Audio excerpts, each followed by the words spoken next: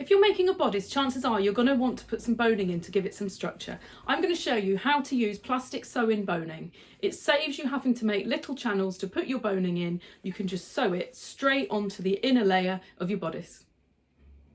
I'm going to show you how to put boning in this basic bodice. So I've prepared the bodice first. This is the front and this is the back. And I'm going to show you how to put the boning in on each of the seams and some extra pieces on the side. You need to prepare your seam first.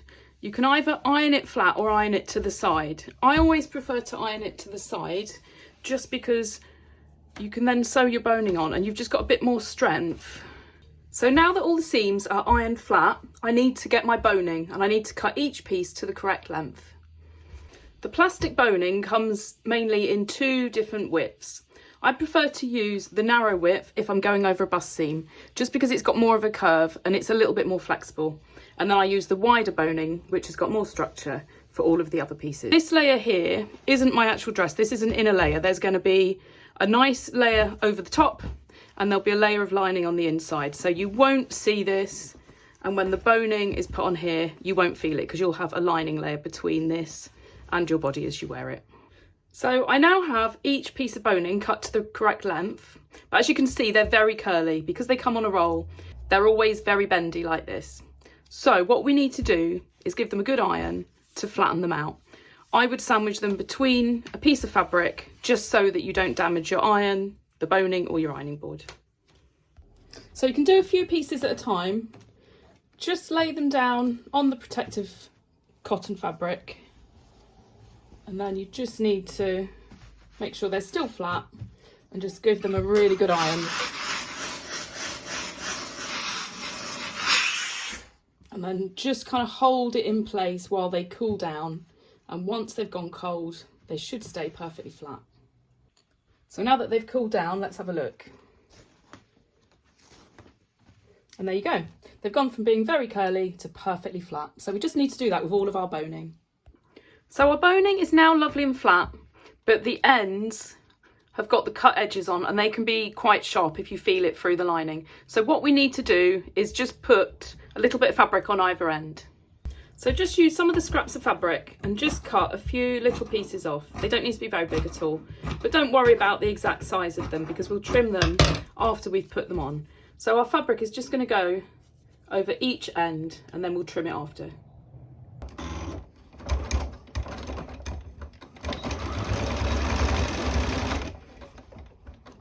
And that's enough to hold it on. And now that that's on, you can just trim it.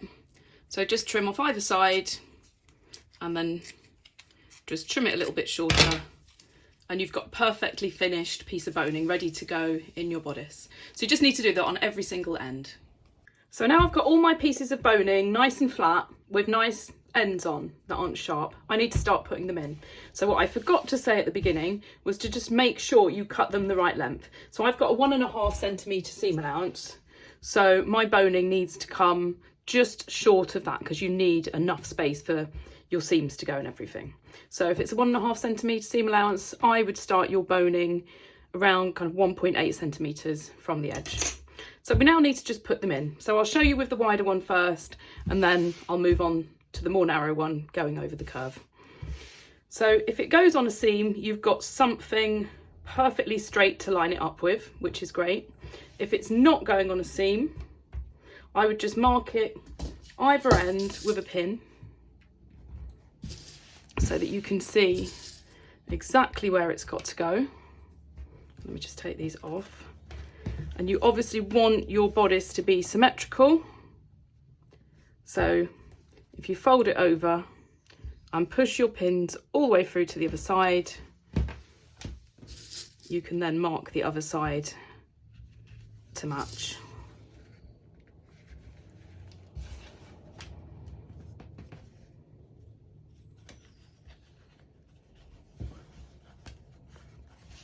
So there we go, we've got our two seams that we're going to be putting the boning on and then our two pieces here. So when we come to put them on, we can just line the centres up with the pins and we know it's going in the right place. When we put the narrower piece over the bust seam, we're going over a curve, so it's gonna be bit harder to get in, but it is easier with this narrow boning. But what I like to do is just trim this seam a little bit shorter so you don't get loads of bunching up. And then when you come to sew it in, it's just going to be a little bit easier to get it in properly. And then you have the seam line that you can line it up to. So I'm going to show you that in a second. I like to just follow the seam line. So I'm going to sew down this side first.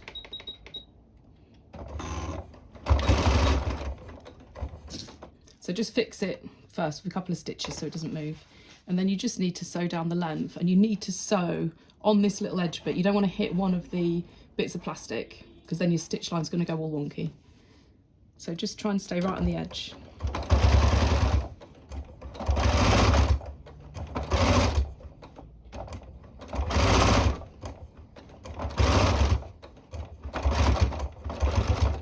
And then you just need to come down the other side and that piece is done.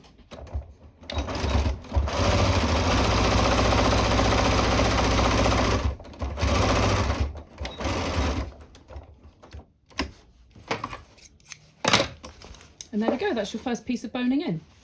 So these bits here where you don't have the seam to follow are a little bit more tricky, but we've marked the end point with a pin.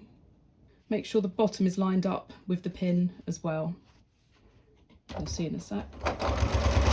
So we just start stitching down. And you can just see now that I've got that in place there where that pin is.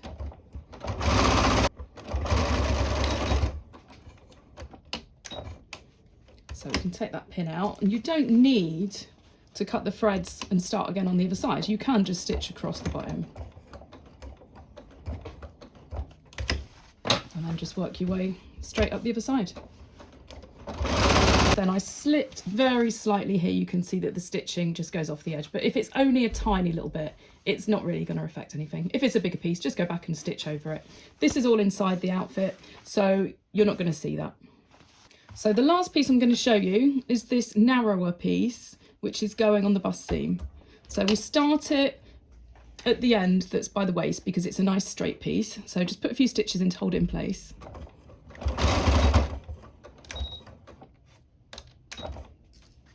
And then we can get this first little bit done. This is the bit that's under the bust. So just sew up the side of that. And then you'll get to the bit where it starts going curvy. So you just need to kind of ease it in. Just take your time and make sure you've got no puckers underneath. And just keep it lined up with that seam.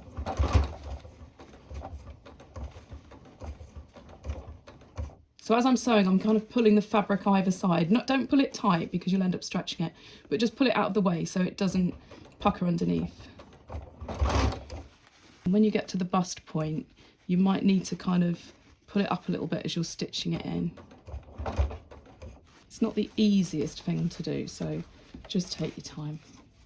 Just check on the opposite side that there's no puckers, and then you can just put the other side in. So just make sure you're pulling both sides of the fabric out of the way but not stretching it.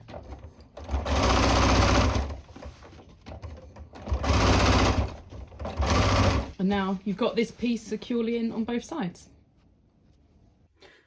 All of the boning is now on, so you can see how nice and neat that looks on the front and on the back panels. Looks neat on both sides. And as I said, this is an in-between layer, so you don't have to worry too much if you struggle getting your stitching nice and straight on the boning. So I can now go ahead and finish the rest of this dress. I'm going to put the main fabric on the outside, which is a lovely silk, and then once I've done that, I can join the side seam and I can put the last piece of boning on by opening out the seams. There's going to be a zip on the other side, which kind of does the job of the boning anyway. Make sure you let me know how you get on and how you find this video and if it's helpful, and make sure you subscribe so you can see any other videos that I'm uploading.